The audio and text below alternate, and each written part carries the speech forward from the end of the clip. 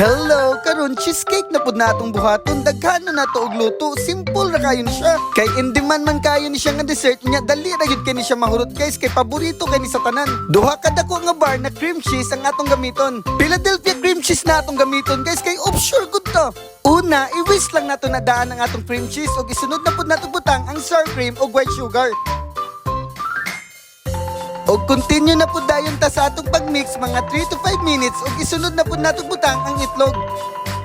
Mag-add dayon ta sa atong lemon juice ug vanilla. Gitansya-tansya na lang nako na siya guys, kay daghan man kayo ni akong gibuhat. Kay ang importante mawala ang langsa sa atong itlog. Finishingan lang dayon nato siya 1 cup ng all-purpose flour para mukapit gid kayo pag maluto ba. Haluon lang nato na siya kadali ug dapat dili nato siya i-overmix kay maliki na siya pagkaluto oy. Unya matik naman gyud ang ilalom guys, kabalo naman gyud mo ana nga grahams ug butter man gyud na siya. I-set up lang nato na siya ug butangan din nato na siya flavor.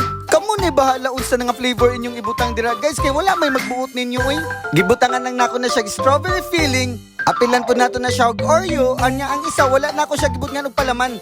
Kini nga part depende na ninyo kung inyo na nang tabunan or dili, kay kami among oven guys kusog kaayo dali ra kay masunog. Og maon na din niya nga tong cheesecake guys, grabe ra kadali buhaton oy. Og syempre matik na dayon na, garnish dayon ta para igat kayo tanawon ba. Tura ay mao na din natong cheesecake natong ibutang sa atong buffet. Inana lang na akong style diri pagbuhat sa offshore. Simple ra kayo na. Kaon na dong.